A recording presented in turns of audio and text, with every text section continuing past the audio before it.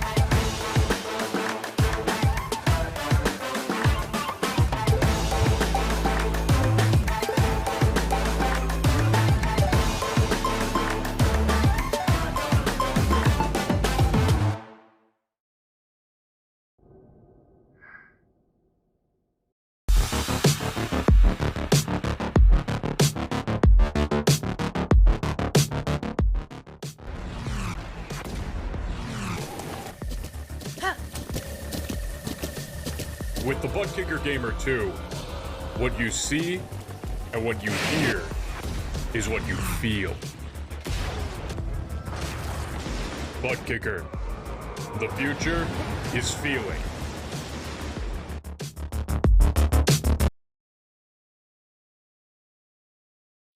To be the best, one must beat the best. Ovals, road courses, the streets of iconic cities, race after race, the top sim racing IndyCar stars will battle it out. In sim racing, it doesn't get any better than this.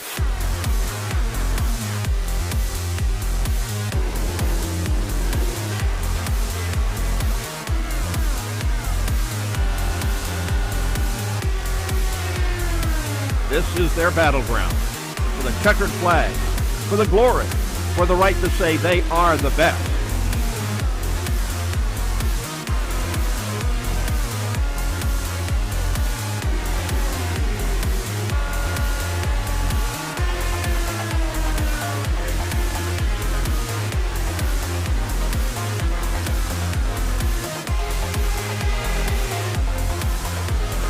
The cars and stars of the Lionheart IndyCar Series, presented by Buttkicker, are ready to race.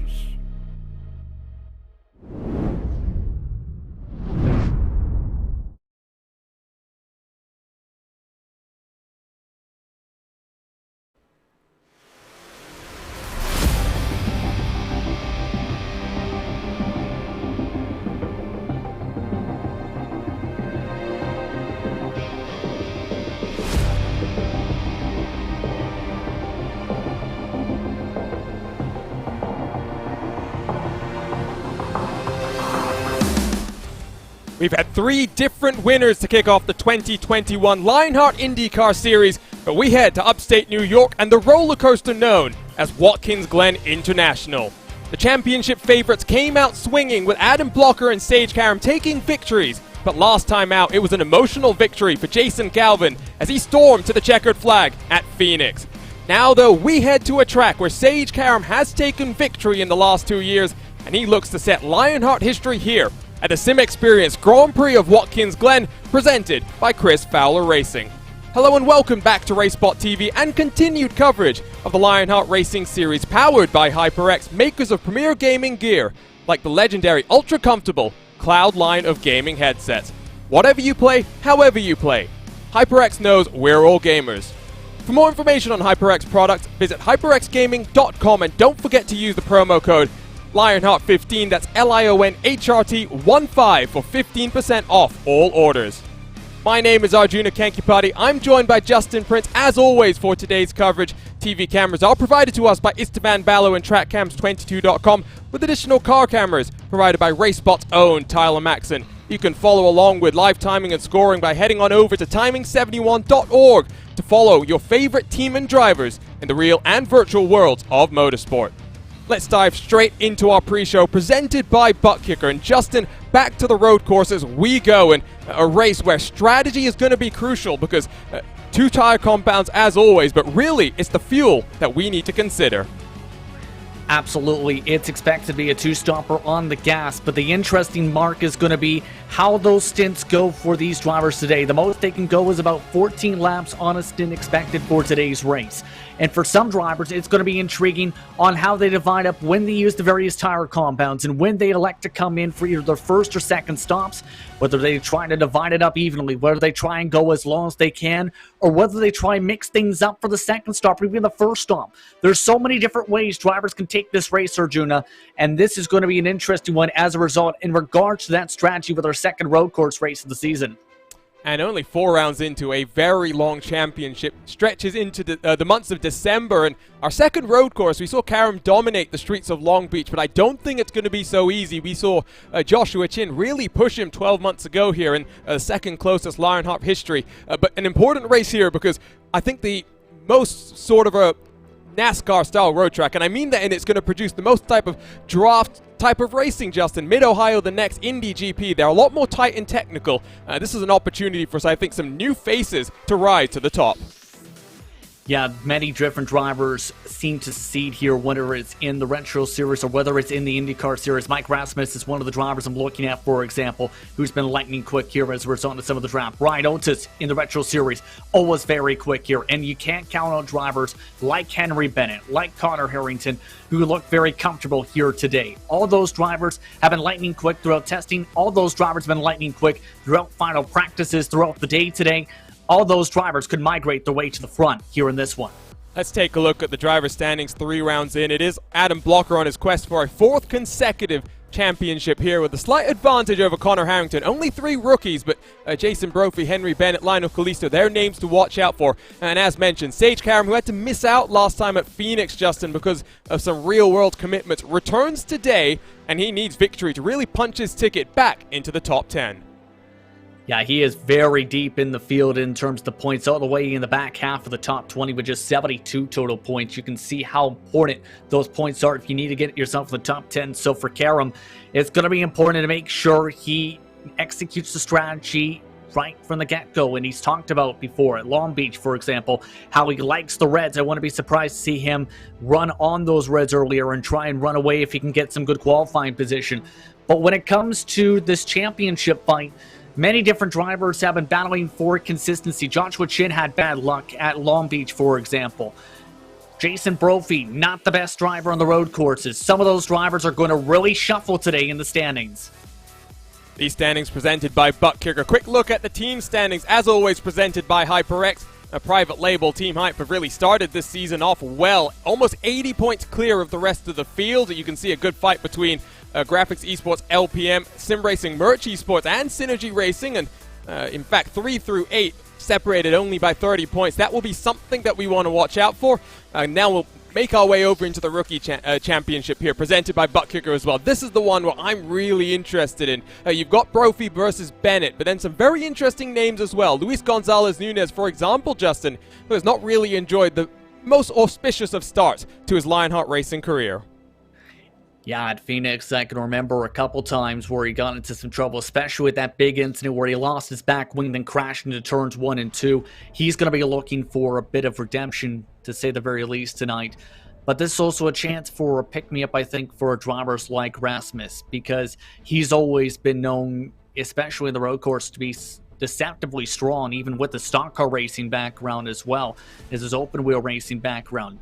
It's going to be intriguing, though, I think, what happens at the top of the standings here with Henry Bennett, known for being so good on road courses, where he didn't have the best of races at Long Beach. I think today, though, is going to be different, with there being more passing opportunities as well as slipstream opportunities throughout this race today.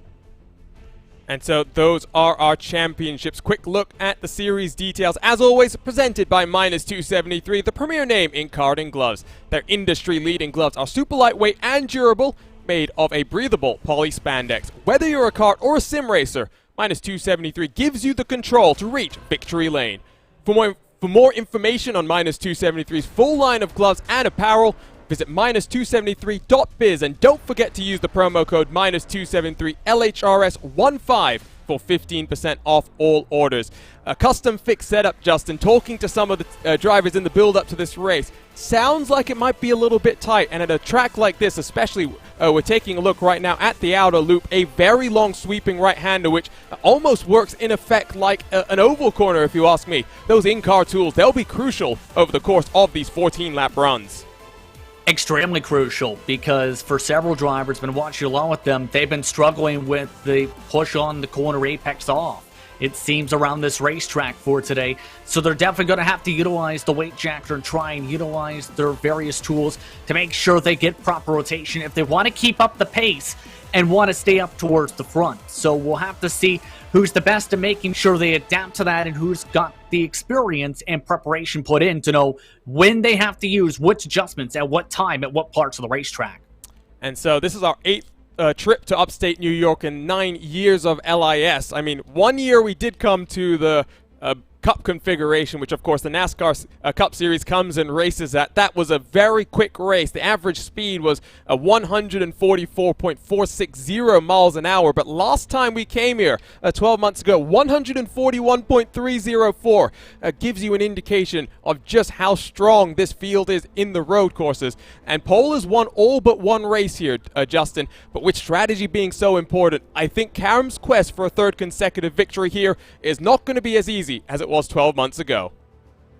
Yeah, especially with the tire compounds, but keep in mind, Karam's always been very dominant on the road courses, especially when it comes to the invitations as well as this series, so it's going to be interesting how things play out. It was talked about by Blocker in the last race. He focused a lot on the points itself for the championship in the early stages.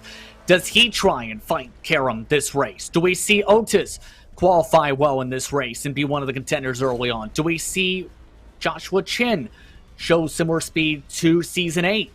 It's all going to be interesting on how this plays out. There's different ways this race could play out, and it all depends on track position, track position, track position.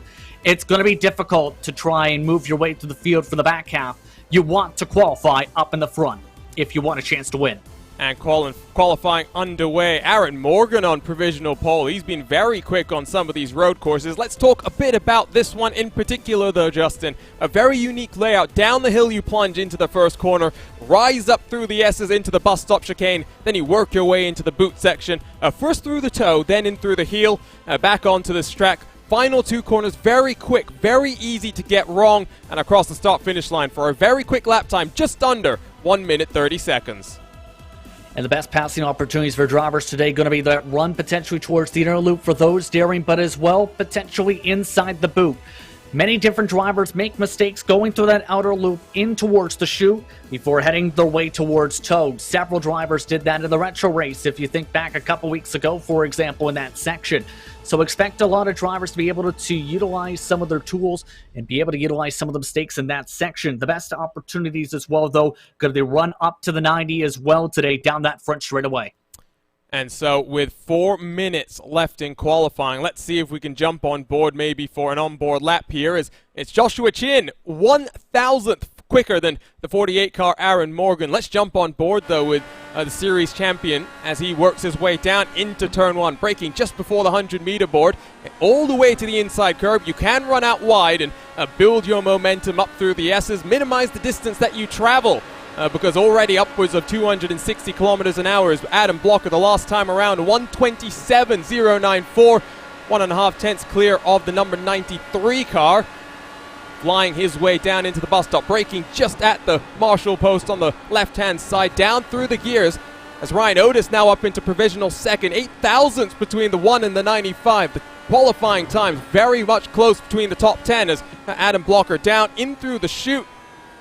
Uses a bit of the inside curve. Don't know if that's necessarily the best line. Wonderful look here as you'll climb up this braking zone. You can brake a bit deeper and use the fact that you're climbing up the hill and do the same thing, getting the power down. But we will have to watch out for cars spinning out of the toe. It's a very easy thing to do with 700 brake horsepower in this Dallara IR18 as Adam Blocker now in through the final couple of corners for rejoining up this left-hand hairpin. You want to avoid clipping that inside curve, but you can also unsettle yourself in a multitude of other ways. But in through this final corner, it will be all about trying to just get as much momentum. Oh, he clips the inside curve. That's not necessarily the best. Hits the wall as well. Not going to be the best lap time for him. And Joshua Chin here has gone to provisional pole, Justin. Oh, and that's a big hit as well, as that's going to really disrupt how Blocker tries to take this well. But for Chin, you're going to be surprised. Came up in second position last year, as talked about in this race by 1.8 seconds. So he's someone that can be very quick here on the road courses. He had different strategies, remember, though, at Long Beach. Sage Karam, meanwhile, only fourth in qualifying so far. Needs to pick up a couple tenths to get up to Joshua Chin's 126.9. Yeah, this is going to be a crucial lap for Sage Karam, especially in the context of the race where you don't really want to be on the outside, if you ask me, and especially behind Adam Blocker, although I guess maybe not the worst position to be behind, someone who definitely will try slinging it maybe around the outside of the King of Chins as more and more cars finish up. You get 4 laps to set your fastest lap time here, solo car qualifying, which of course means the drivers get uninterrupted access to the track here, Justin. Interesting line they're taking in the toe, I've noticed. We've seen Blocker try and utilize a bit of that seam before and utilize the pathway of that racetrack in the toe when he ran his lap before he had that incident in his lap 3. Karam electing to go more of a flatter entry in some of these corners. We'll see if this is going to help him out or if he's going to be able to pick up enough time that he's put in some decent amount of heat into these tires. This is going to be critical. No curbing. Oh, it almost gets up into the wall, but so much speed is the Coanda SimSport driver carrying across the line. And what is the lap time? A 1:26.804 at the last second. Race winner the last 2 years, Justin. He'll start then on provisional pole because I don't think anyone's going to pip that lap time. Yeah, that's an incredible lap time. One of the quickest of the day so far. Only Mike Rasmus had been able to put up a time like that in final practice for tonight. And Rasmus, for reference sake, qualified in 7th. So absolutely huge circumstances there. It's going to be interesting how the start goes as the last of the drivers try and get some more experience in these final few seconds of qualifying. It's only 9 seconds left, so none of those drivers get the opportunity to finish up their lap times. Let's go trackside then here in upstate New York to take a look at the starting grid in your SimXperience Grand Prix of Watkins Glen.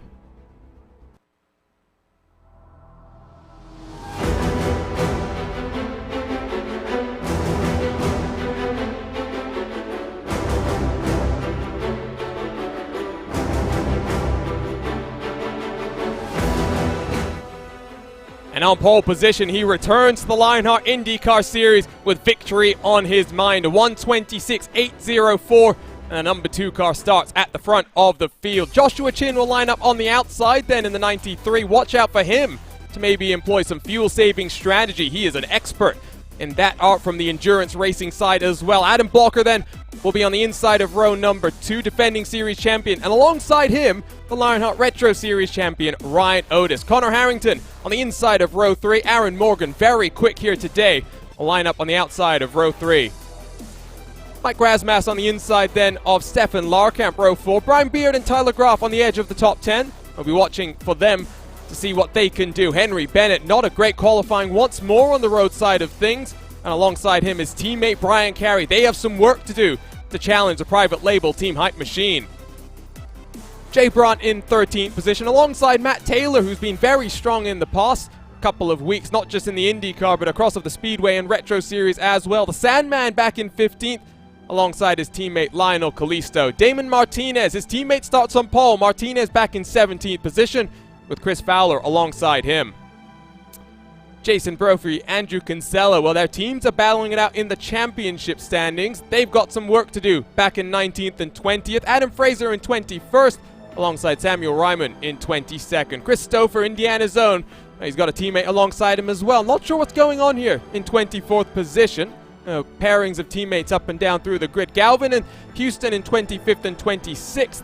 And Scott Holmes, Joe Branch, row 14, with James Paulson and Ricky Harding, row 15. 2 seconds then separating top 30 cars, with Luis Gonzalez Nunez 31st. Ron Hacker in 32nd, with Richie Hearn, Brian Greenlee, row 17 on this grid. Mike Rigney and Christopher Reagan, row 18, as the pace car rolls off here at Watkins Glen, and we get underway. We have a number of onboard cameras to take a look at, so let's walk you through them on this long pace lap. First up, it's Brian Beard, and he's got the HyperX on board. Whatever you play, however you play, HyperX knows we're all gamers, and HyperX is always ready to game. Ryan Otis has the SimXperience onboard camera. SimXperience, makers of the ActiveForce Pro V2 direct drive steering system. For more information, visit simxperience.com. Aaron Morgan has the Graphics Esports onboard, world-class design from the real world to virtual. Visit graphicsesports.com. Chris Fowler has the Chris Fowler Racing onboard camera today. Join Chris Fowler on his sim racing journey through his live streams. Visit Fowler Racing on Twitch. And of course, not just those 4 cars. Benefit of being on the virtual iRacing service, we get the onboard looks with every single car in this field. Long formation lap, Justin. It means I'm going to get your predictions here. Interesting call on strategy. No one in the top 10 elects to start on the reds, but Henry Bennett and Brian Carey, row 6 on this grid. They start on the black mark tires. They'll be looking to maybe run a little bit long. The transition point is expected to be about lap number 7, but when the blacks maybe start to pick up the pace. I'm curious what you think. Which strategy will come out on top? It's going to be an interesting question, and I know a lot of the drivers at Long Beach were able to make the reds work when they started off on that strategy, then pull away. So I think that's looking like the better potential call, but the difference isn't too major, though, Arjuna. We were talking about this before the race between the reds and the blacks, so it's going to be interesting how Henry Bennett especially can make this work on the blacks to see if he can try and push longer here. It's going to be intriguing, though, when these drivers in turn on the reds elect to come in. The window is expected anywhere from lap 9 to lap 14 to start off this race today. And of course, we've seen a couple of races be marred by cautions. No worry about that today, Justin. That might mean as well that it gives a little bit more flexibility in terms of that fuel window, which we talked about slightly earlier on. Absolutely. So we might see drivers go for that 14 lap stint, for example, may then try and divide it up evenly. We may see drivers elect to take a short stint early on, then push it hard with the black, say, in the second stint. There's so many different ways you can break this race down. It's just going to be the matter of, can you get the track position for one, and can you make that strategy work and execute it well, too, for speed? So, 37 laps, 125 miles about to get underway. Competition, commitment, excitement.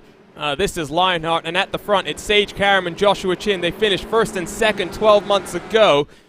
Joshua Chin does not want Sage Karam to have an easy ride to a 3rd consecutive victory here at the roller coaster known as Watkins Glen International. 36 Indy cars ready to get underway here then for what should be a thrilling ride in round 4 of the Lionheart IndyCar Series as we get underway with a very early jump in the SimXperience Grand Prix of Watkins Glen, presented by Chris Fowler Racing. It's side by side as Adam Blocker throws the move down to the inside and gets up into 2nd position. Connor Harrington with a monster launch as well, already up into 4th position as up the hill we climb, Justin. It's side by side between Mike Rasmussen and Stefan Larkamp, but everyone on the push-to-pass button in the top 5. That's going to be very critical for Adam Blocker early on and may change the complexion of how he approaches this race. He's talked about how difficult it was to make that move in the first couple laps at Long Beach. Now, we're going to have to see if Blocker's going to try and go for the race win, or if he's going to try and focus on the defense here, with several of these drivers already fanning out behind. Connor Harrington also picked up 2 spots. Chin is down to 4th. Not a great launch there, and Karam, who went very early, I think caught out the King of Chins. He's now forced to maybe think about fuel saving and what he can do from there, because Ryan Otis already all over the rear end as we jump on board with the King of Chins. Let's jump on board with Ryan Otis down in towards the heel. Turn 8 for this lap number 1. A wonderful new addition to the RaceSpottv graphics package. On the left side of the screen, you will see the driver's name illuminate when they get on the push to pass button. That extra boost of horsepower that they get to use 10 times in this race. At the front of your field, though, Sage Karam already 1.1 seconds clear as he comes through turn 11, Justin, to complete lap 1. Adam Blocker has got some work to do if he wants to challenge Sage Karam for the win in this race. And it's so difficult when it comes to trying to match the consistency of Karam with what we've seen at Long Beach and what has been seen the past couple seasons. He's very dialed in and very focused when it comes to his braking marks. And there's 2 different approaches we've seen to the lines. The thing is, Blocker, I think, is a bit better in the bus stop in particular. And I'm curious to see that through the race. Chin, meanwhile, wants to try and use a push to pass to try and keep up with the draft of his teammate Harrington, it looks like, and try and keep the toe at the top couple drivers. Yeah, I think he's right now a little bit just thinking about the tires, as well as I think Samuel Ryman started down on pit road and back out there on track at the very least. All 36 cars are still out there and circulating as we work lap number 2 here in upstate New York. It has been fairly chaotic further back in the pack. Henry Bennett has managed to get on past Tyler Groff, and that's crucial here, Justin, because he's on the black mark tires, and this will just enable him in the last and the middle stints to run on the reds as the track continues to get cooler. We haven't talked too much about the track conditions, but there you can see 41 degrees Celsius. It will continue to cool as we race into the evening here in Watkins Glen.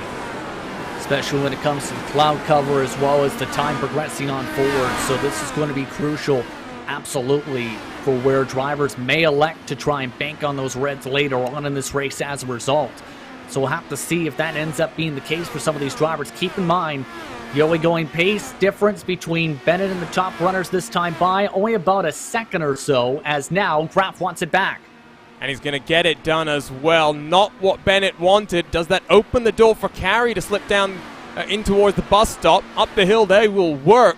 And Justin, here comes the move as well. Yes, indeed. Here we go. Brian Carey off to a good start of the championship standings. Has talked about several drivers trying to fan out. It looks like Tyler Graf, though, able to defend well, and that's one of the things I've noticed so far is drivers are not afraid to go all the way to the right side of the racetrack to defend that inside line. They don't want to give up the inside for the inner loop / bus stop. If you want to be able to enter that corner properly, you don't want to enter that side-by-side either, for obvious reasons, because of how tight the lane is there and how easy it is if you hit the grass to spin the car out. Indeed. We'll jump further back in your pack. You can see so many cars that it sometimes just causes our computers to stutter a little bit, so we apologize for any brief technical issues. They should all be resolved as well. But look at this action as Andrew Kinsella on back has a queue of cars that are stacked up. It's side by side as Ricky Harding slips a move down the inside of Matt Houston. Reds versus blacks in terms of the tires. Good save there from Ricky Harding, Justin. Very good car control to avoid causing a much bigger chain reaction. Yeah, that could have been a bit disastrous there, especially with so many cars around. And for the Retro Series, incidents in this section of the racetrack were fairly big. You can see Ricky Harding had got a great corner exit. That set him up for the side-by-side in the first place here. But as soon as they get to the corner, this is going to enter the heel. Tries to take the bottom, wiggles a little bit in the first place, just loses the traction. And a great bit of car control indeed to be able to lock it down and save it. Only loses a couple positions in the process. The jump back to the live pictures up the hill behind Richie Hearn, A number of drivers here on the button. Meanwhile, further up, Jason Brophy, I think, has just gotten around George Sandman into the bus stop with Adam Fraser. And race winner last time out, Jason Galvin, down in 20th position, Justin. It was a very emotional victory for the 42 car last time out, and I'm sure one that he'll be savoring for a long time to come. We talked about it a bit with the Speedway Series race at Homestead Miami Speedway, where he was in contention too for victory there, where when it came to the race at Phoenix, of course, thumbs up, cancer down, big for his family, part of the charity, him and his wife.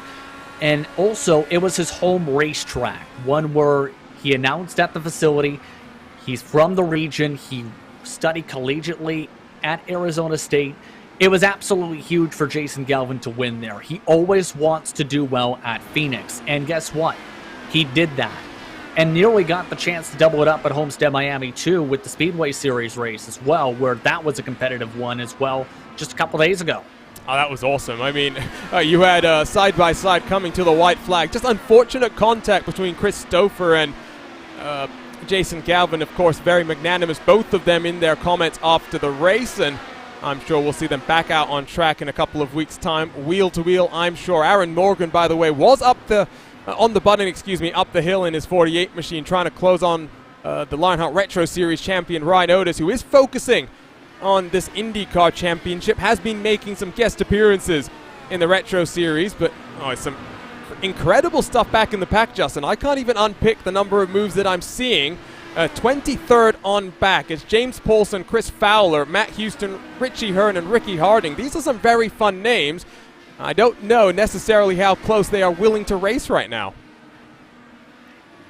Yeah, right now, one of the main difficult parts when it comes to packs like this is a bit of the aero push, but at the same time, road course racing can be so very technical when it comes to where you hit your marks, how you hit the brakes, how you use the weight jacker, how you save the car like that again. Stuff like that to make sure you properly get yourself running around this racetrack. You make any little mistake here, it can cost you a ton of time. And one of the main key words, Arjuna, is confidence. That is always explained when it comes to the top racers, how you run these types of tracks. You don't have the confidence to hit the corners, then you struggle. You need to be able to put in that work to gain that confidence and gain that confidence to hit said marks around the circuit. As here we go in the back. Very confident is Richie Hearn, trying to sling it down the inside into turn one. Neither of these drivers on the button, and both of them on the primary tires. Less grip, but should last them slightly longer, or reaching that transition point as well. Side by side up the hill. I think the former Indy 500 competitor Richie Hearn should be able to get down the inside as they work down into the bus stop chicane. And the 70 machine up into 25th position as here comes Luis Gonzalez Nunez as well. Thinks better of it. He's had an incident-filled start to his Lionheart campaign. Wants to finish this race, I think, with some good points-paying positions, but it's still very early on. Up front, by the way, Justin, we haven't really talked about it. 2.4 seconds clear is Sage Karam as we watch Adam Blocker coming around to turn number 9. Cora Harrington still only 1 second off of Blocker, and you've got Joshua Chin in close pursuit as well. But Karam very much in control. Now the question becomes, what's happening on strategy? I think Blocker right now is just electing to conserve a little bit, be a bit more patient on how he attacks this racetrack. Similar approach to Long Beach here.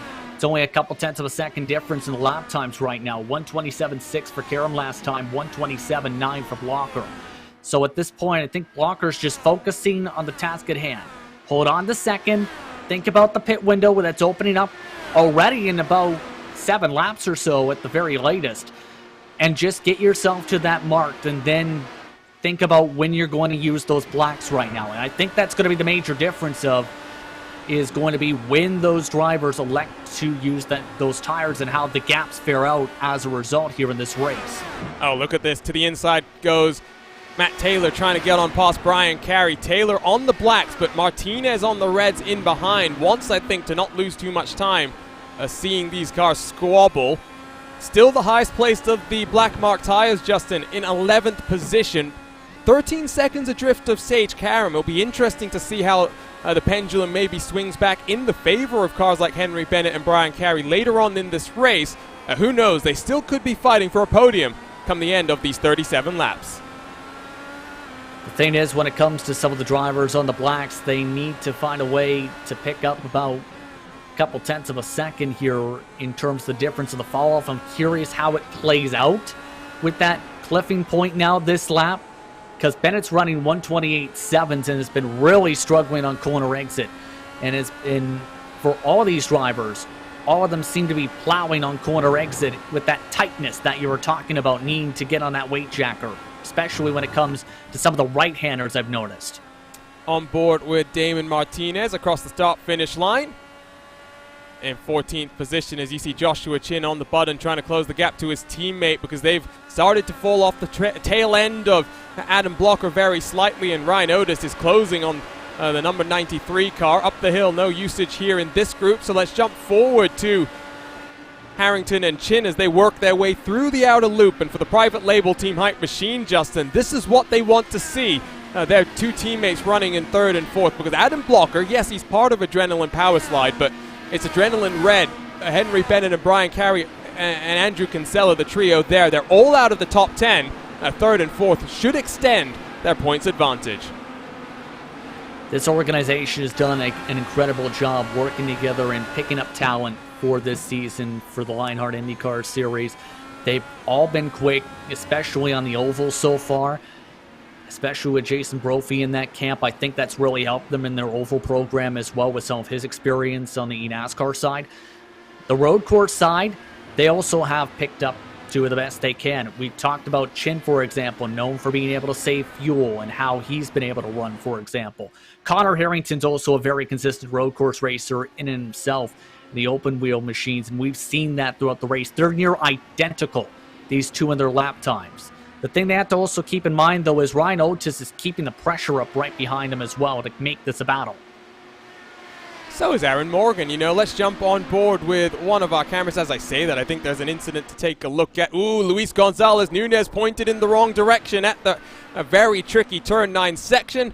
A number of cars getting on the button right now, but let's go take a look at the RaceSpot TV replay then, Justin. And in the pack of cars as well, this is going to be a very dramatic incident side by side. I believe that would be Christopher Reagan in the 19 machine all the way into the grass, and a vicious snap there. Not sure who that is that has to come all the way to a stop basically to let them on past. I believe that might have been, if I'm looking at things correctly, that was Brian Greenlee who had to dodge that by slamming the brakes. You're going to see it was very tight. Nunez, I believe, didn't get hit by anyone, surprisingly. Yeah, locked up the right front, you've seen as well, Greenlee, so that's going to affect him for the rest of this run.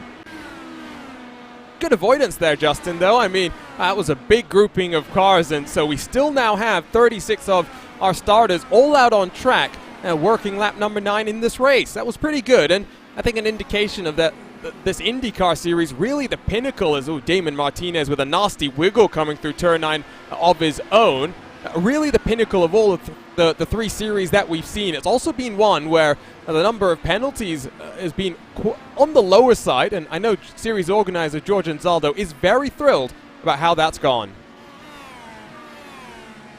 Absolutely, this has been a very clean race so far with a lot of respect shown by the competitors, but strategy has opened up here, Arjuna. Matt Taylor has elected to come in a little bit early, and this is what we talked about. Some drivers may elect to try and go a little bit early on their strategy calls to be able to then switch maybe the tire compounds, or in that case, keep the tires, as it looks like Nunez may have had another problem possibly.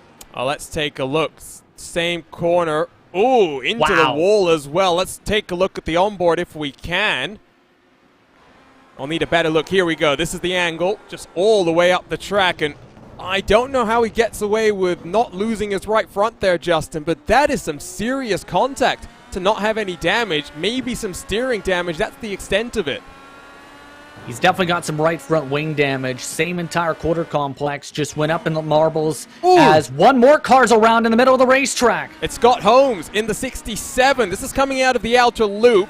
A very quick place to have an off, and another machine, Justin, with no damage. Let's take a look at the replay and talk us through it. Richie Hearn with some dodgy internet, as he's known for, in the background. Ooh, there's contact between the two of them. Just got into the very back end of his rear end, and let's take another look here. Hearn definitely had the momentum here in the corner, carried a little bit too much there in that situation. Just a love tap. Spins him right around, and an error. Good job by all those competitors going to the left side to be able to avoid him, be able to get out of the way of harm's way. Meanwhile, the race leader still continuing to stay on the racetrack. It's 3.6 seconds clear as well. That is a healthy advantage for Sage Karam. It's starting to get to the point, Justin, where strategy can only do so much. I mean, if you can gain 7 seconds in the pit cycle, that's wonderful, but we're, tickling being done with almost halfway through this race, and Adam Blocker is 4 seconds adrift from Sage Karam right now. Yeah, that's going to be where you're just hoping for a mistake or traffic to hold up Karam if it gets to that point at this rate, because Karam, he's starting to fall off. But the problem is that short run's pace is so dominant from Karam, from that real experience. And look at that push to pass with the circle. He's only used one, if I'm reading that correctly, so far, too. He's done this on raw talent. He has. I'm loving the telestrator. Always must have it ready to go as across the start-finish line to complete lap 11.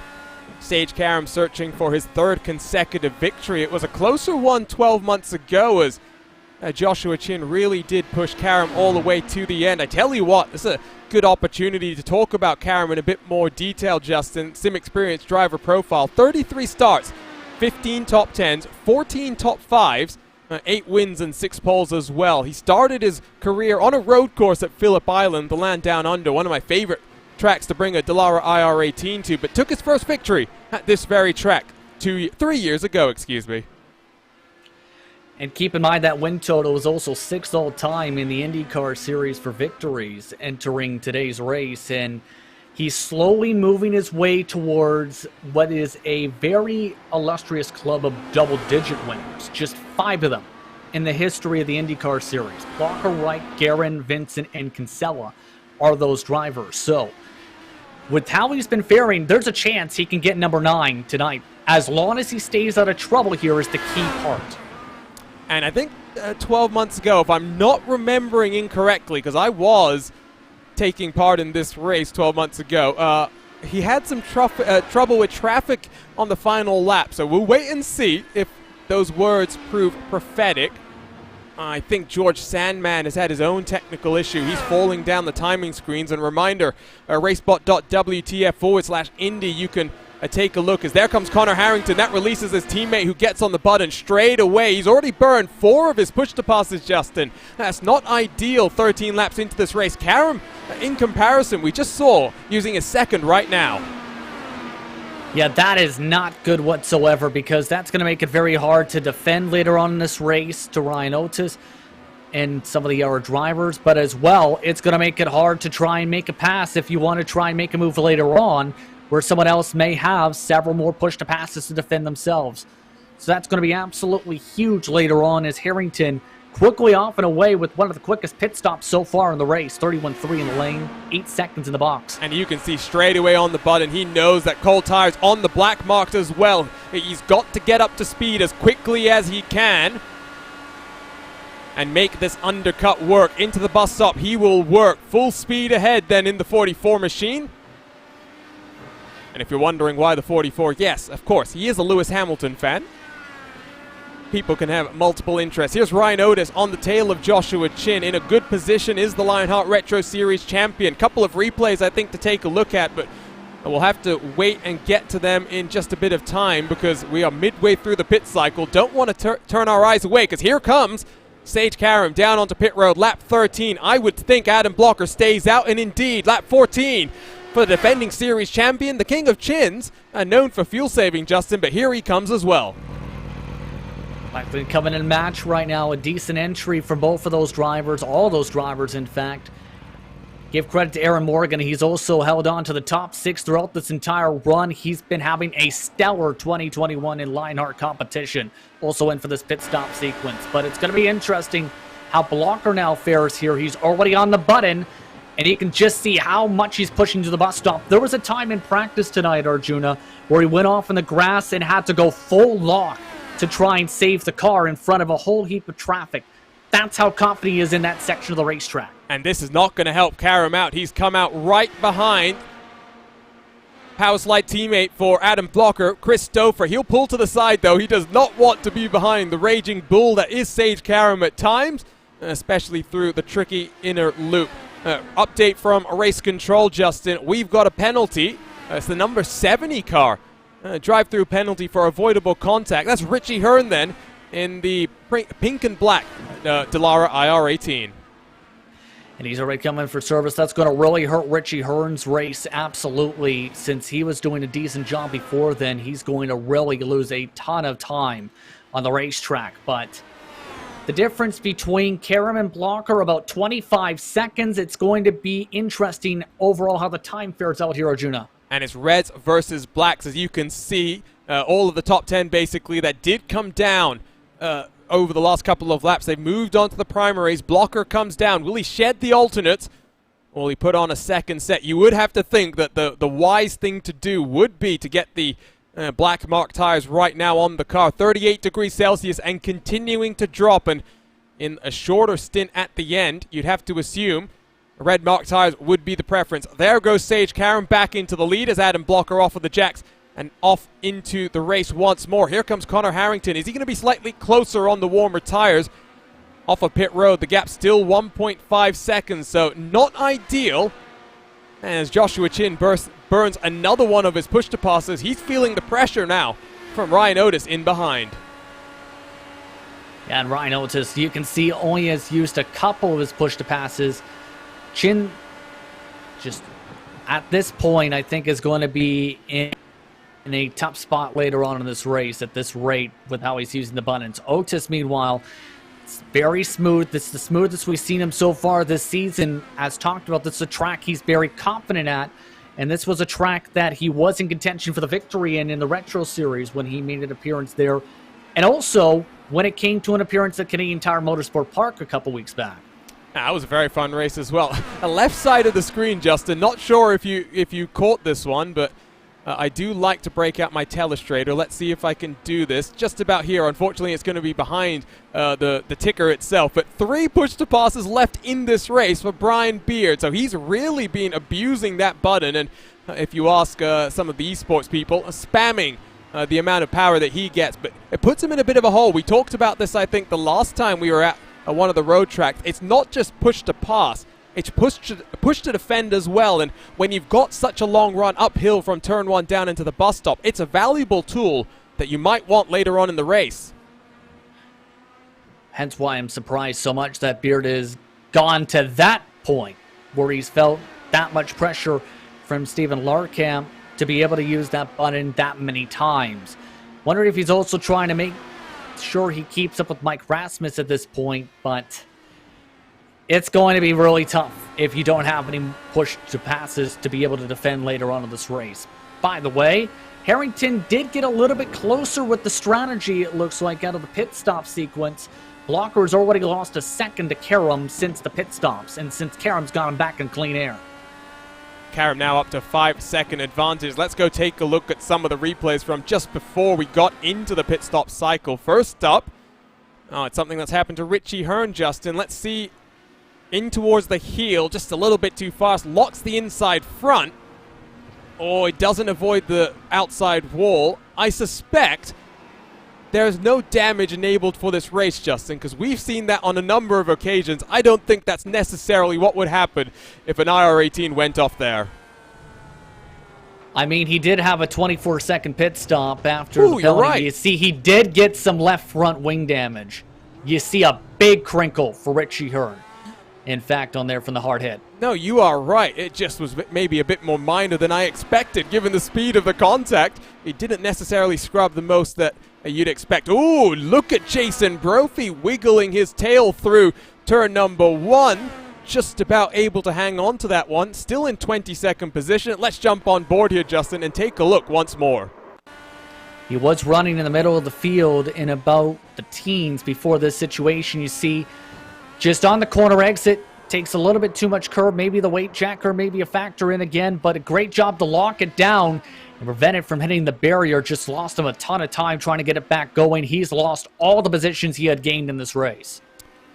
So where are some of the cars that took the black mark tires to start? There's Bennett, and Carey is still in close pursuit, down in 12th and 13th respectively. So hasn't cycled out the way they expected, but I think that's because, Justin, you've got the likes of Matt Taylor, who's up 4 positions on the day. That's had a very good run, and a number of other cars that have maybe pipped some of these contenders. Yeah, I'm very curious to see how Bennett fares here, if he can get himself up to graph again. Matt Taylor, there isn't much difference I've noticed, though, in the lap times quite yet compared to the reds and the blacks for Bennett, though. That's the kicker. So that's the tough part here, where there's that minimal difference. It's just the wonder of, can Bennett pick up the pace and find that little extra bit of speed here this run? Now, especially with some of the aero wash that might come to factor in when you're so close, like this, for example, to some of these cars. Especially coming through this penultimate corner, very difficult to try and build yourself and get that momentum down into turn one. It's Adam Fraser who's defending from Andrew Kinsella, up 5 and 3 respectively. Kinsella looking to try and demote Fraser down. Won't get it done in through turn one, but let's jump on board with the Canadian. He's already to the inside as we come up through the S's, on the button as well. As they go side by side, the 17 won't fight that one off. But here comes George Sandman as well, Justin. And guess what? He's on the button as well. Going to be an interesting battle, absolutely. But that defense for the push to pass coming in critical. Not able to dive it into the inside, though, that time. Back single file, though. They thought about it, but just not close enough to be able to get the full move done. And I think, actually, Fraser got on the button in defense, coming through the right-hand king at the very top of the hill, so he burned effectively one of those usages when he really didn't need to. That's a shame for him. He's down to just 2 left on the day. Let's jump slightly further up in your field very briefly, just to touch on the gaps that are starting to continue to grow, as you see Adam Blocker in through the final corner, Gap to third place, Connor Harrington now up to 1 second as Karam down in through turn 1. Starting lap number 19. Halfway through this race, Justin, and Karam is in dominant control. He's looking odds-on to take a 3rd victory in a row. A big historical mark for him to get himself to 9 victories already in this series. When it comes to these road courses, he's just lights out. He was lights out in the Retro Series here at this racetrack. He's been lights out here today. Just very consistent and right on, dialed in on how he's been able to make his marks around this racetrack today. It's going to be difficult for Karam to be stopped. We're going to step aside for a short commercial break here live on RaceSpot.tv. Don't go anywhere. The second half of this race is right after these messages.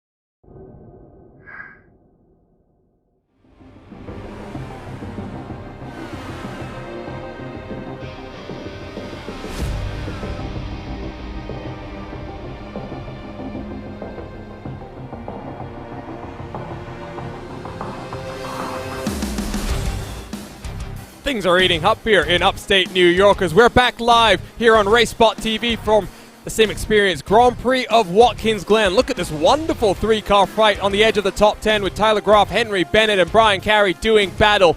But guess what? It's Sage Karam domination once more, and my name is Arjuna Kankipati. Alongside is Justin Prince. A bit more of a calm race than we expected, but it very much is Sage Karam domination, 6.5 seconds clear.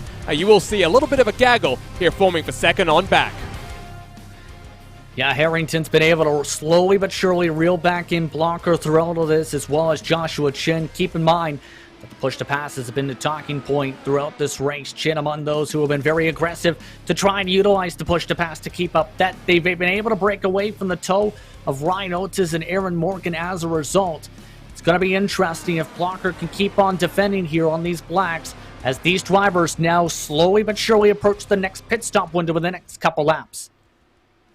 Working lap 21 with a roughly 14-lap stint, but of course a bit more flexibility given in a 37-lap race. You can't effectively do this on just a single stop, and it does mean that you can be a bit more flexible, and I don't think we've necessarily seen that flexibility come out from some of the contenders further up, but the likes of Matt Taylor, Justin, have used that to their advantage. One of the biggest movers in the top 10. He's up 4 positions into 10th right now. Yeah, he's done a very impressive job. He's one of the quickest drivers on the racetrack, in fact, right now in the Reds, and that's helping him a little bit. The tough part is for Taylor, it's going to take another 3 seconds of time gained for him to get up to the next pack, and he's on the undercut strategy. Remember, he ended up pitting about 2 to 3 laps earlier than a majority of the field. So that's going to mean he's going to be offset here by that significant margin. He is approaching his window to pit for the next stop in the next couple laps here, coming up to 15 to go. Wouldn't be surprised to see him down in 2 laps time then, as you saw Joshua Chin burning 1 more of his push to passes. He's down to just 4 left on the day. Don't know how many more he will need, though, because it is looking very difficult to pass, Justin. We did hear some comments from drivers coming in that it was a bit pushy, a bit understeery in effect. It means it's difficult to run close, especially at a track like this where the average speed last year upwards of 140 miles an hour. Yeah, and that's obviously being seen throughout all this, especially with the aero wash, too, which adds in to all that tightness, Arjuna, and that's the tough part, is trying to manage the tires enough to be able to pounce and take advantage, because if it was more on the looser side, you might have drivers though on the very edge to where they might snap loose. So it's the tough balancing act of being a builder when it comes to a setup where you have to be able to also adjust as a driver to the driving style required. Very much so. Let's take a look, by the way, at a RaceSpot.tv replay. Not sure exactly what we're going to see. It's the 17 of Adam Frazier. Ooh, getting it very wrong on the entry into the boot. There is significant damage. We were waiting for someone to be claimed the victim of the roller coaster that is known as Watkins Glen International. One more look, Justin, at this one. It just gets the braking a little bit wrong. Car snaps around on him, and right front gone, and has to tow his way back down onto pit road. Yeah, it just looked like the second it stepped out and the second he overcorrected, it just lost all traction and that car was gone, especially once it hit the grass. But pit windows have opened up. Samuel Ryman, who is among the early pitters, has elected to come in for his final scheduled stop. So pit window open. Ryman, the first of the cars down. One more replay to take a look at. So it started off fairly clean.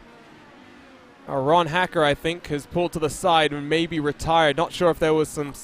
I think he blew an engine here, Arjuna. Let's spool it back even further then. Very good spot, Justin. Jumping on board with the 21 car, and indeed, ooh, that is disaster for Ron Hacker, Justin. Let's spool it back one more time and listen to the sound of the engine.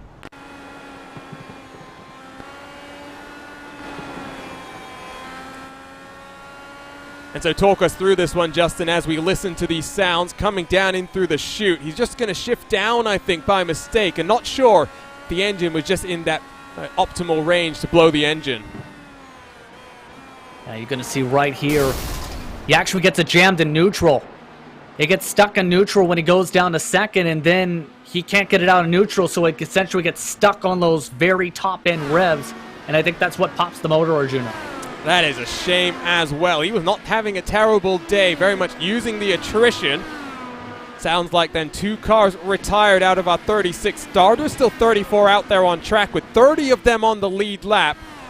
Lap traffic will increasingly become a factor. Here is Sage Karam working his way down into the heel. Justin, relatively clean air in front of him. But like I said, he's got a couple of cars coming up in front. There's Tony Shawu, who I think has had a small issue of his own. Excuse me, Scott Holmes has had a subsequent issue. Keep on board with Karam here. Scott Holmes is towed back to pit road. And that could have been scary a little bit there to see a car stop to the side of the racetrack. Curious to see what happened to him, as I believe he, massively cooked the corner, and when he overcorrected, just bobbled into the grass and sheared off the left side pod of his car and damaged that car. Now that's what I expected to happen to Richie Hearn. Oh, look at the extent of the damage as well. Very quickly realizes, get out of the way of the race leader, Sage Karam. I think very grateful as to what happened there, Justin. Let's pick up live coverage once more. Sage Karam on the button up the hill. I think he's got the message. This is an important part of the run now. He's got to get the fast laps done before he comes down onto pit road. He can come down any time as well. He's running half a second quicker than many of these drivers, as several of them have elected to come in. Beard, Graf, Kalisto, this time by, have elected to come in for an earlier stop. And we've seen how powerful some of these decisions can be to gain you about a second or so on the racetrack. The fall-off has reached about 1.1 to 1.5 seconds at the very end of the run compared to the start of the run.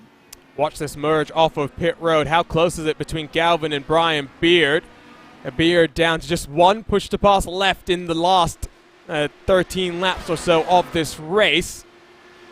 Beard should hold track position, but now on the black mark tires. Talking about the weather, Justin, down to 37 degrees Celsius. Not as cool as maybe we expected, but still got plenty of time left in this race. We could see the track temperatures drop by another 5 degrees, really making those red mark tires very powerful as Sage Karam makes his way down onto pit road.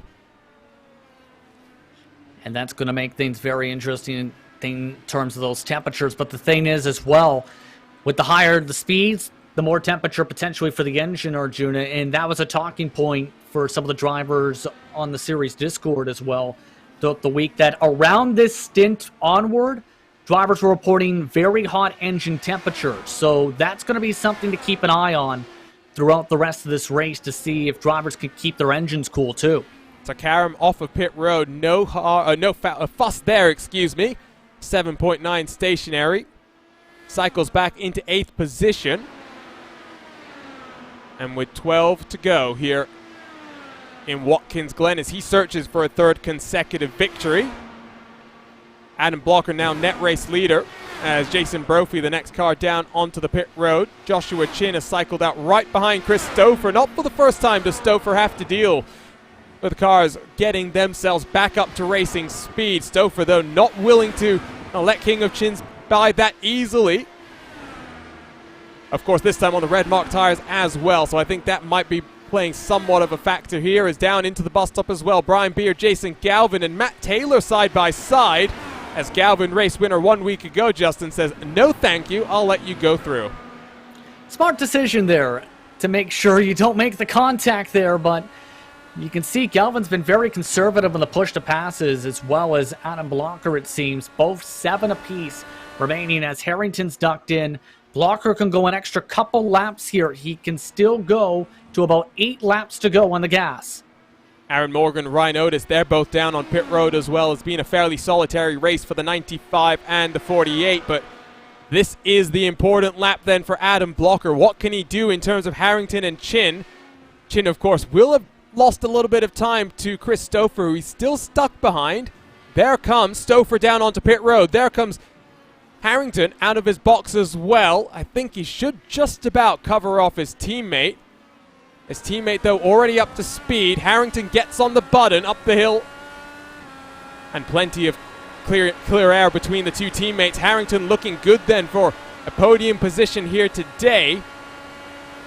Adam Blocker last time around a 1:28.040. That is not necessarily the quickest lap time, Justin, but is very consistent, and that's what's more important this late in the run.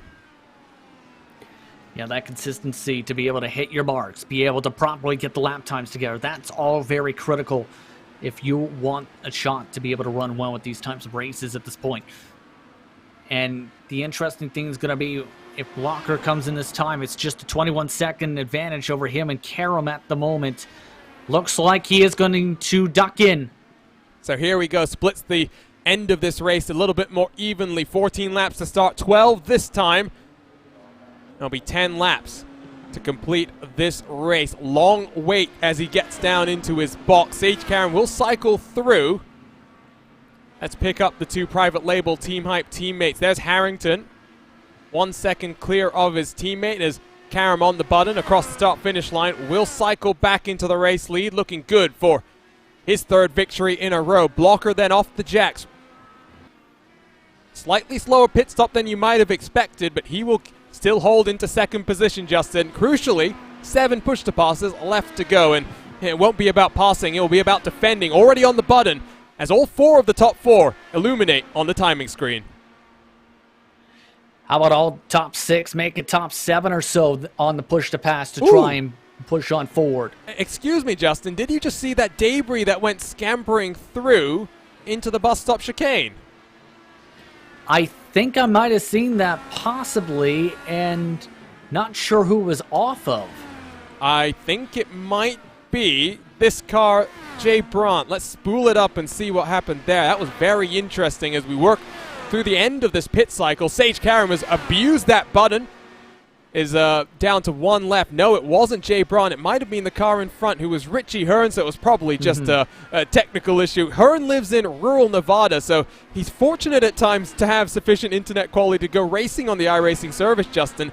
A testament to the hard work that the team does behind the scenes to engineer this wonderful simulation. Absolutely. You can race from anywhere, essentially, from the world, and it's so incredible to see the opportunities drivers in turn have been able to get across this platform. I'm sorry, Justin. I just saw the lap time that Sage Karam did the last time around. A 1:26.239. He's the only driver to have done a 26, and he's broken past the rest of the field by 9/10 of a second. That is astonishing as the two teammates get on the button. It looks like a battle between these two, Justin, for third position. That's incredible. Just the best thing I can say on that. That's incredible from Karam, but I think the teammates at this point, I'm curious how Harrington plays this, and they have reeled in Blocker. Blocker has actually lost about 3 seconds in the past couple laps here that he had on that advantage over these two. I think just trying to get the tires up to temperature, Justin, at this point in time. Crucially, left side of your screen, once more, we can show you the push-to-pass numbers. Joshua Chin down to just 1 left in this race. It will make these final 9 laps or so very difficult as he tries to look down the inside in towards the heel. Tucks back into line. Doesn't, I think, want to compromise the team points as well, Justin, because 3rd and 4th for private label Team Hype with Powerslide Adrenaline, or I forget what they're called, Adrenaline Red, excuse me, Henry Bennett, Brian Carey, Andrew Kinsella, all of those drivers a 10th on back. It's a very good look for them heading out of round 4 of this championship. Yeah, at this point, I think you can see them working together here. If one of them gets held up by the other, you might see that decision come into play, but at this point, I wouldn't be surprised to see them focus their efforts on trying to jump by Blocker, find a way to pass by Adam Blocker if they can, because they're quicker than Blocker right now on a bit older reds at the moment. So, and now the push to pass is starting to come in. Blocker's starting to feel the pressure, having to defend. Still got 5 of them to 2 uses left for Harrington, so with 8 laps to go, Harrington has to choose his moment wisely here. Through the right-hand sweeper, that's sometimes called the outer loop. I like to call it the carousel because it very much feels like a certain corner in Germany, which we will visit this coming weekend on racespottv.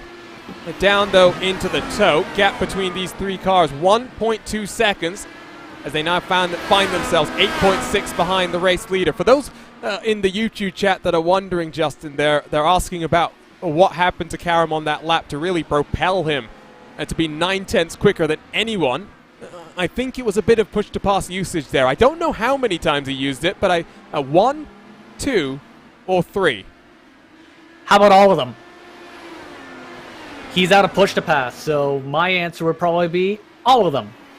Well, whatever it was worth, I'm sure I don't know if that's a lap record. I have to take a look now. No, it's not, because the lap record is a 1:24 set a couple of years ago on the older tire model, but nevertheless, a benchmark time as Adam Blocker once more on the button. I think he's feeling a little bit more concerned about Harrington and Chin behind.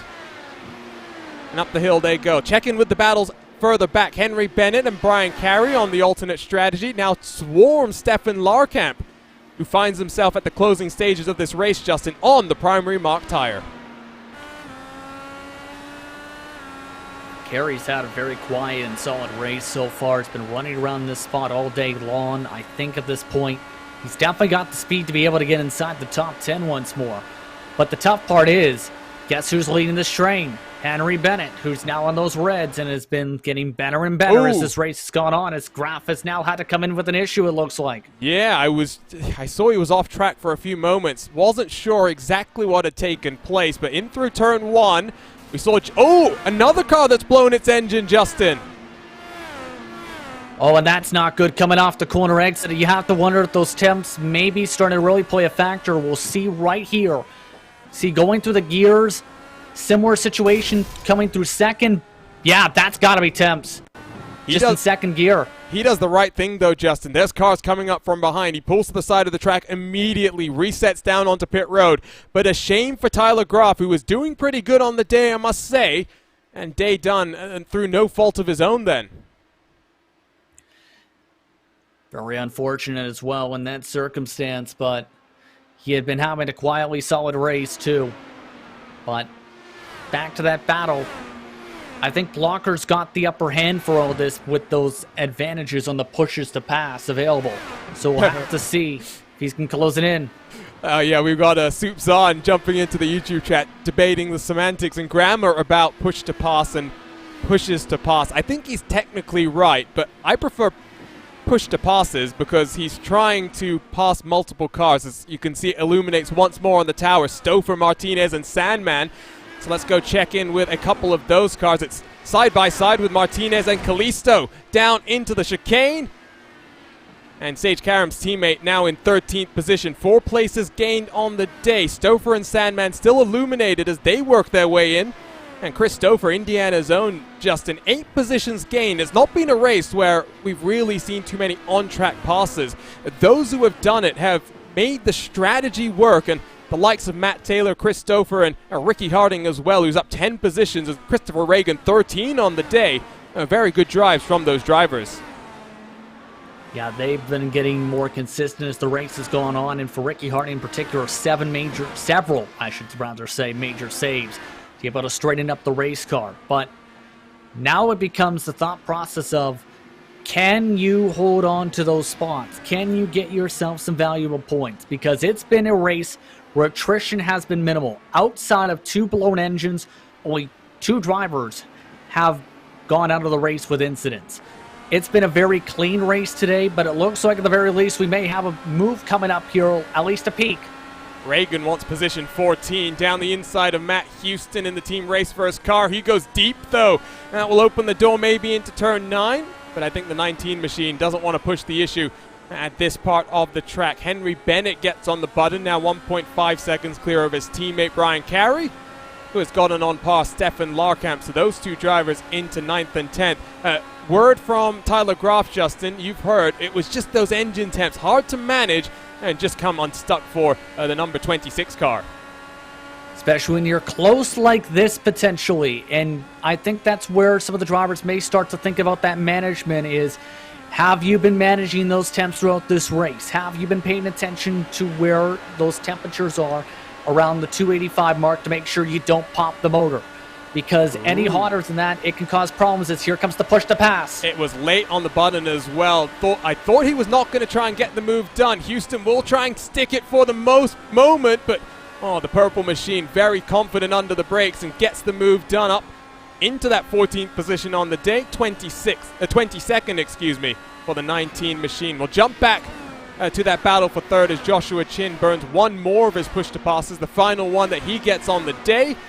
And you can see separation starting to form them between the top 4, Justin. I do wonder how close Connor Harrington and Joshua Chin will try and race each other with 4 laps left to go. I think the tough part for Chin, though, is he doesn't have to push the passes to try and battle with his fellow teammate here. So that's going to make it that much more difficult. Brian Beard. Probably get it done. Still crashing as Andrew Kinsella will come around the outside of turn number 1, straight to the RaceSpot TV replay machine. Justin, let's take a look what happened to the driver of the 5 car. And it looks like this time he was losing it a little bit coming to the corner apex, in fact. He was starting to get a little bit fishtaily when he hit the brakes. I believe he may have tapped the very edge of the grass, coming right about there with the left rear. And right when it came across the curbing, it just completed the job and had to lock it down and ride the Armco. That destroys his front wing as a result here. Unfortunate end to the day because he was doing quite well, working up in the top 10 at times. 3 laps to go then. Number of battles further down in your field is Ricky Harding, and you can see Joe Branch in the Coca-Cola colors coming through the inner loop. Don't find themselves 1 lap down. Adam Blocker gets on the button, builds a bit of a buffer to Connor Harrington. I wonder if at this point he's also going to start trying to go for that fastest lap, Justin. 1 used here. He's got a bit too much traffic, I think, to really do anything this time around. At least at the moment, he thought about it, I think, to try and utilize the slipstream, but he's got himself 3 push-to-passes if he wants to try it again here in the next couple laps. But the tough part's going to be getting into the 126s, let alone the fastest lap of the race, because Karam's just been that lights out. He's in the 127.5s in the clean traffic for comparison's sake. And even when he's been caught up in traffic, he's been the quickest car on the racetrack. So to get the fastest lap, you need to be very precise and have the perfect opportunity to utilize it. I will say something, Justin. There was some conversation about this setup in the lead-up to the race from some of the drivers. Only one driver reporting any sort of engine overheating issues, and therefore, you know, the decision was made to stick with the setup as was. And I will say, I agree with Soupsan. It's nice having some extra factors that drivers have to deal with. It's a bit of attrition, and I think something that often in the sim world that you really don't think about. And not just the fact that you can blow an engine, but recently on the iRacing service, especially for this Dallara IR18, when you run your engine slightly hotter, you do find you get less power as well. Yeah, that's been an increasing notice, is you want to get that engine cooler to be able to get the max amount of performance. In many cases, the hotter it gets, the more it ends up stuffing that engine essentially with the hot oil temps, the hot water temps, and makes it difficult to reach the peak RPMs and the proper torque in the engine. So it's just a balancing act now, as well as to make sure you keep an eye on those temperatures. Something's happened to the Sandman coming back onto the Cup layout. Very tricky turn 9. Car always wants to slip around there. Just about holds onto it, Justin. And let's ride on board here and take one more look. The track falls away from you as you get on the power, and it's something we see a lot more common, and I'm surprised we haven't seen it more often today. Yeah, it's been a surprisingly clean race with very little attrition, as talked about, very little mistakes. Well, there's one mistake. And James Poulsen at turn 9 just proves my point, Justin. He'll have to tow back to pit road. I think that right front being completely detached from the car. White flag in the air, but let's take a look at this very quickly. And just looked like similar mistake to Nunez before, where he went up in the marbles. This time it was enough to break the axle rod and break off that tire. Unfortunate on the final lap for that to happen in this race from a decent position. A heartbreak. I mean, he was another car doing fairly well. Qualified down the field in a 29th position. Was working up in the top 20. Sage Karam then in through the bus stop chicane for the final time, sweeping his way into a 3rd victory from upstate New York. He's going to write himself into the Lionheart history books, Justin, and despite the fact that he missed out on our race last time out, championship standings will start to swing back in the 2 cars' favor, and 2 cars at the front of this field. Sage Karam, Adam Blocker, a championship fight once more between those 2 cars. It's been an incredible drive from Sage Karam from the get-go, lightning quick, and we were expecting him to be this quick. He was perfect from the jump, executed his marks, and was mighty comfortable on both the tire compounds, made it look easy at the front today. Left it late to go on pole, but from pole, almost undisturbed for victory. Not lights to flag because of the way the strategy cycled out, but Sage Karam, for a 3rd consecutive year here in Watkins Glen, takes victory at the SimXperience Grand Prix of Watkins Glen, presented by Chris Fowler Racing. His 2nd victory of the season, 9th in his Lionheart IndyCar career, and a championship standings will start to look very favorable for the IndyCar driver. Battle between Henry Bennett and Matt Taylor will come all the way to the line, but should be Matt Taylor up 6 positions on the day, able to hold on to the 8th position. It was Adam Blocker across the line in 2nd with Connor Harrington in 3rd. Joshua Chin in 4th. Ryan Otis rounds out the top 5. Aaron Morgan, an impressive 6th position. A driver that has really made his name over the last couple of months. Some impressive performances. But the name that everyone will be talking about as we head out of upstate New York, Justin, Sage Karam, who heads back to Indianapolis in just a couple of weeks' time, focusing on his Indy 500 campaign. Just absolutely impressive once more for Sage Karam. Dominant from the get-go. And that celebration is going to be absolutely huge. He is just unstoppable at Watkins Glen in these past couple of years. And I'm taking a look at the track facts. Sage is giving us a very slow victory lap and the opportunity to talk about lots and lots of things here. But Adam Blocker has not led that many laps in this track. He has won a couple of years ago, but Karam has led 66 laps coming into this race, Justin. He'll be very close to 100, and I think if he returns next year, you know, his real schedule permitting, he'll be looking very good to make it 4 victories in a row. He's become the first to do 3 in a row, so he's one up Jake Wright. One more. What's the challenge for Sage Karam? I think right now the main focal point is, can he get himself in the championship conversation fully? And that's the tough part in terms of where he is points-wise, especially with the tough start to the season and, of course, missing a race early on. There's a chance, though, depending on how his schedule permits, he can do it with how he's been able to perform as he gets a little bit of help for his celebration. He was slowing down, to be fair. I'm not sure exactly what took place there, but you'd have to assume broken suspension on the HyperX machine for Sage Karam. I do want to take a look, if we can, at what happened there. Just a bit of after-the-fact shenanigans for the race winner. See if we can pick this one up. Going very slowly, as you can see here, Justin. Oh, there's some technical issues. I think that's what happens here. He reappears right in front of Adam Blocker. Nowhere to go, and I'm sure no malice intended there either. Apparently minimized on the sim side, unfortunately, is what hearing on the radio. So for Karam, though, it doesn't matter. He's still the race winner in this one. I tell you what, 37 laps later, victory for Karam for a 3rd year in a row. Let's go take a look at those final race results brought to you by CarNox. Sage Karam for the number 2 car, victor from 8 seconds from the defending series champion Adam Blocker. Dominant display once more on the road courses.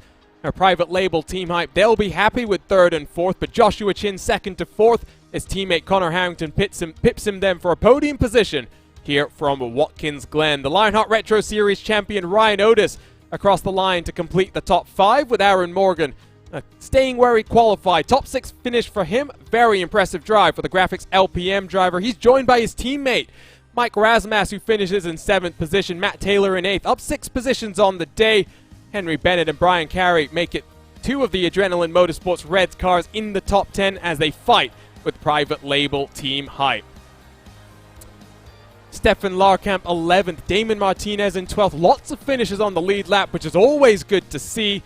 Lionel Kalisto, Chris Dofer beating out Andrew Kinsella. I'm sure Chris Dofer will be quite happy with that one. The Sandman, who we thought at one point might have had some technical issues, recovers to 16th with Brian Beard in 17th. He'll be disappointed with that finish. But Jason Galvin, winner 1 week ago, comes home across the line in 18th with Jason Brophy recovering to 19th after, I'm sure, what was a rather treacherous and entertaining experience for him in the private label Team Hype 88. Ricky Harding rounds out the top 20. Christopher Reagan, Joe Branch, Matt Houston, Samuel Ryman, final cars on the lead lap with Chris Fowler, Brian Greenlee, Tony Schowen, Jay Brandt, Richie Hearn, and Mike Rigney rounding out the top 30.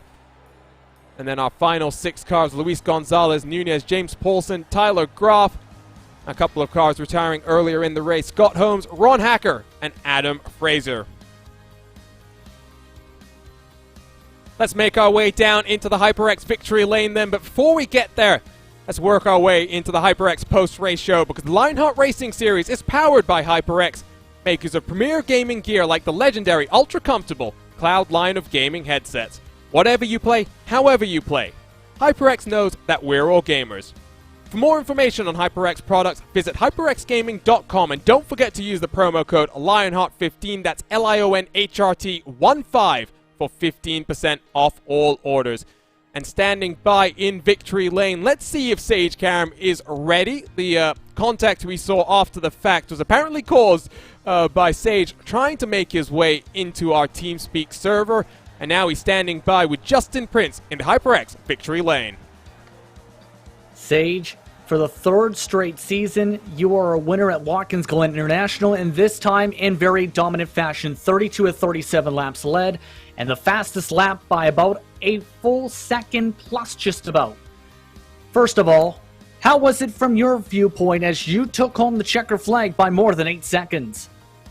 Yeah, I mean, it was a good race for me. Obviously, I was able to lock in fastest lap and didn't have any incident points. So, yeah, pretty perfect day. I just, I knew the first lap was going to be huge with trying to get away from the draft. So I burned one push to pass, and, I was focusing when I was practicing earlier today on just like my out laps and stuff, just to see like how to make the car go faster on cold tires. And I don't know, that just seemed to be the difference. It seemed like my out laps were pretty strong compared to people, and also just that first lap of the race I was able to get out of draft range. So from there, it was basically just hit my marks, and I'm comfortable at this track, and I just think I was able to be consistent and fast at the same time, and that helped. And obviously, fuel didn't really come into question today, so I was able to just kind of run 100% the whole time. So that's fun when you can just go and not really worry. When you're trying to save fuel and stuff, usually that's when mistakes happen. So other than that, I was just hoping I didn't get caught up in lap traffic or anything like that, and I had one car spin in front of me with like 2 laps to go, so that was a little sketchy. But other than that, pretty smooth race. Looked very smooth in that fastest lap. What did you do on that fastest lap? Because when we looked afterwards, you were out of push to passes. How did you set the fastest lap of the race, a 1:26.2, blistering quick, only one of 2 drivers to set a time in the 1:26s all day? Yeah, so I knew when the tire life was at its best, and I knew for the last stint the track was going to be a little bit cooler than the beginning of the race. So when I got new reds on, and when I was at that lap where I felt I could attack, I burned about, I think, like 5 push to passes just to try and make sure I got the fastest lap of the race. So that lap's definitely not legit by any means, because it's all push to pass, but it was a good lap, as far as just hitting my marks and everything, and I'm not sure how much faster I could have gone. You mentioned the comfortability at Watkins Glen. What makes this place so good for you as a driver? Because you're fast when it comes to the IndyCar series here. You've been fast here in the Retro series. What makes this track mesh well for you as a driver? Yeah, I'm not sure. I think it's, when you got the bus stop and some faster speed corners, a little bit of off-camber corners, you just really got to trust the car. And I don't know, I just feel like I have a good trust with the car and feel for it.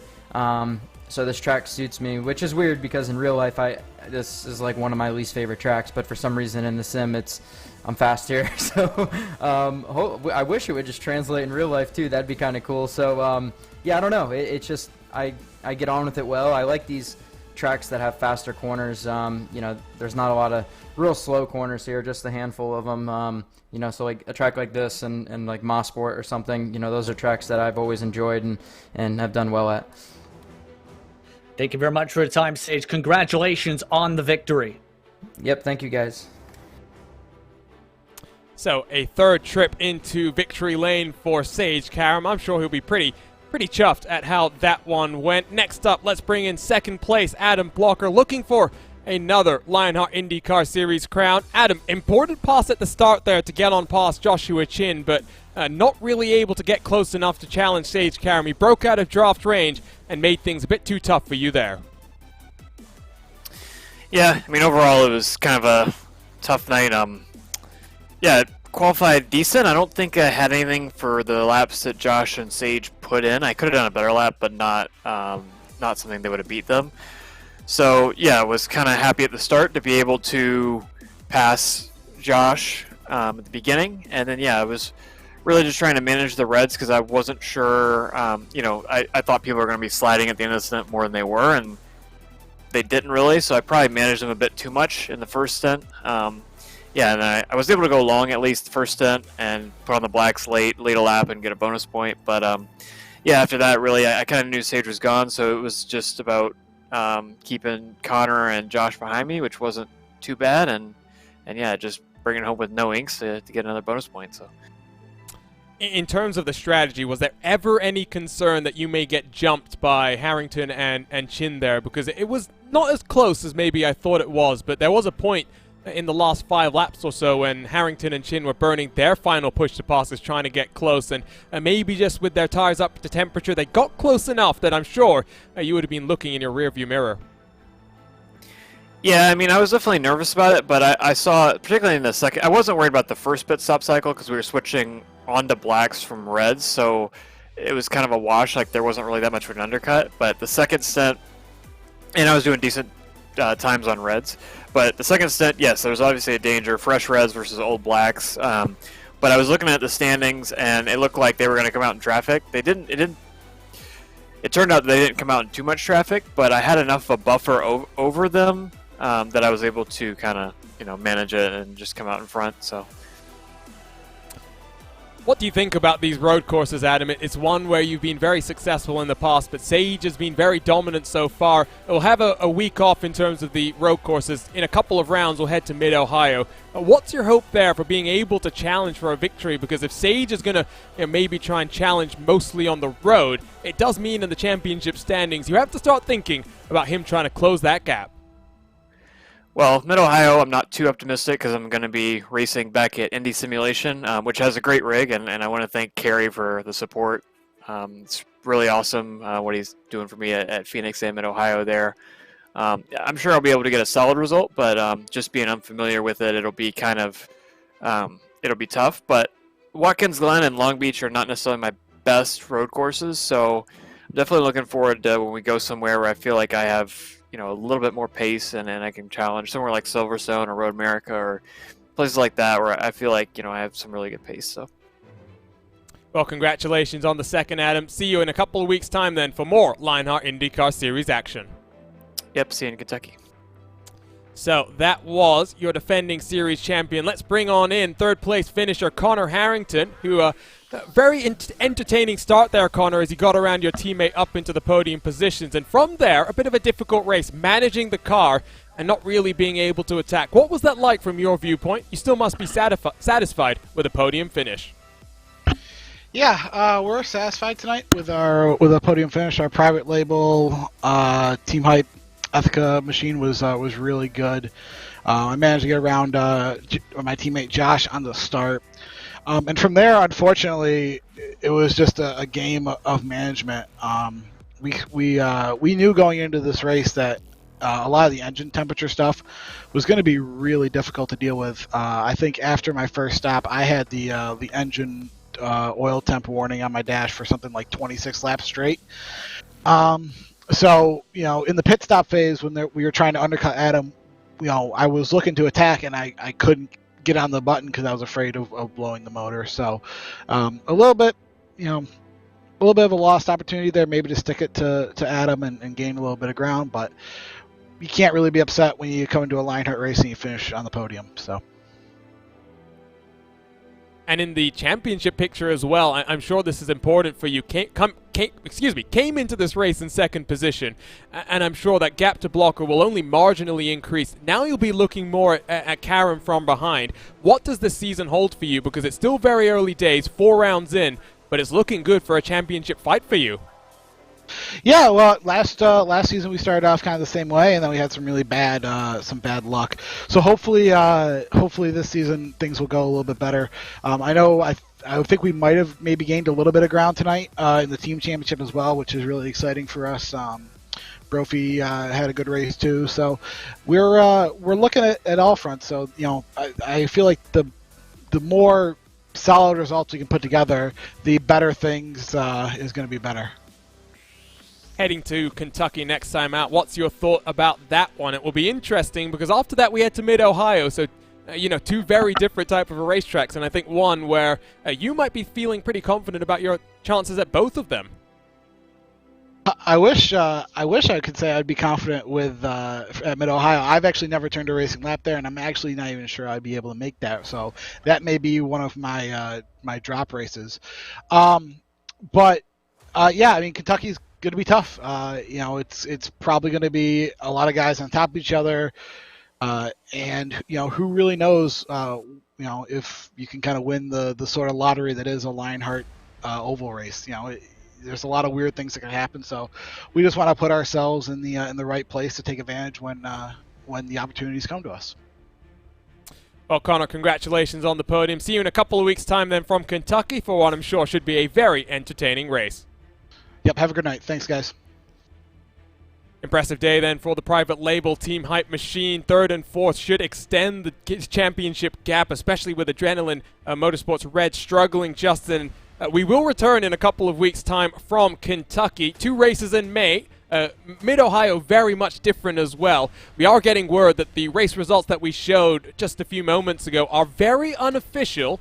It sounds like a few drivers forgot that they had to use both tire compounds. That is very critical to remember, because for this type of racing, you have to be able to dial in your strategy. You have to be able to be on the ball for that type of stuff. That's going to be major, to say the very least, for some of these drivers.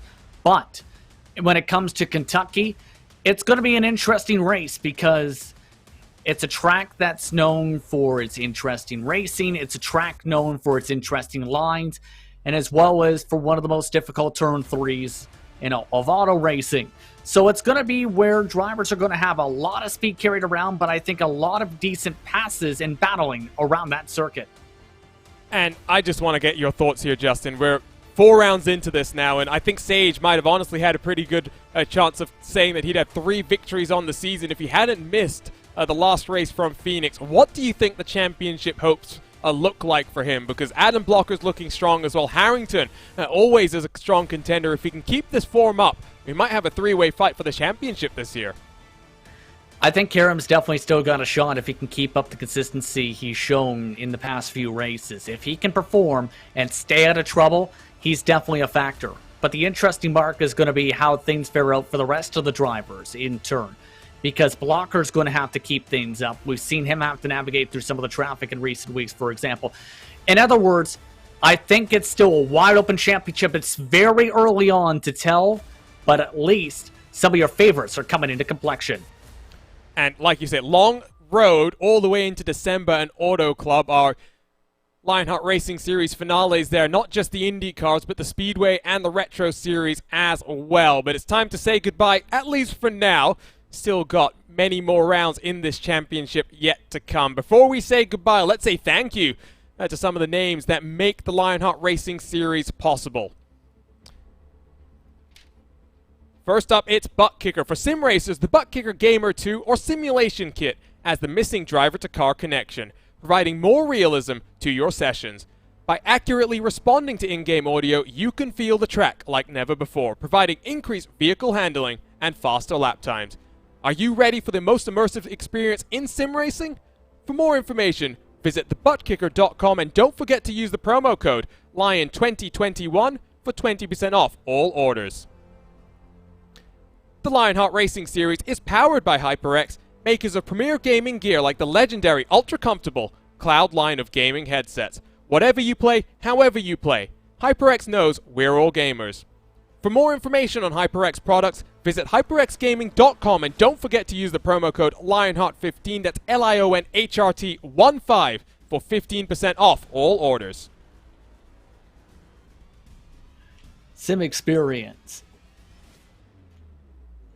The SimXperience AccuForce Pro V2 is the premier professional SimXperience racing steering system. The key to its incredible realism is the groundbreaking direct drive motor control system, providing a driving experience that's second only to the real thing. For more information on the entire SimXperience ecosystem, visit simxperience.com.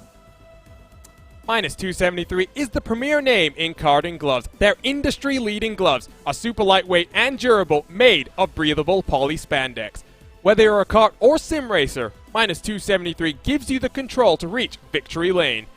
For more information on Minus 273's full line of gloves and apparel, visit minus273.biz, and don't forget to also use the promo code minus273LHRS15 for 15% off all orders.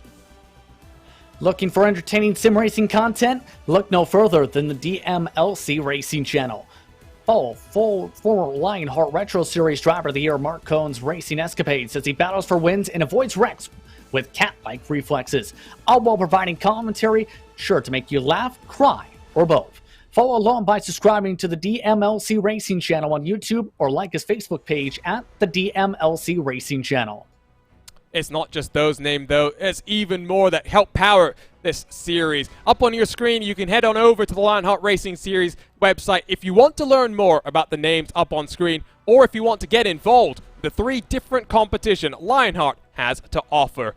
We'll be back next week for Lionheart Retro Series action, but next week it's all about Retro Series. The week after, we'll be back for DW12 and IR18 action at Kentucky on the minds of the Lionheart IndyCar Series. If you want to stay involved with the Lionheart Series, head on over to Facebook, Twitter, and Instagram, where you can stay involved with all 3 of these competitions. ESTV has you covered for all of your esports action.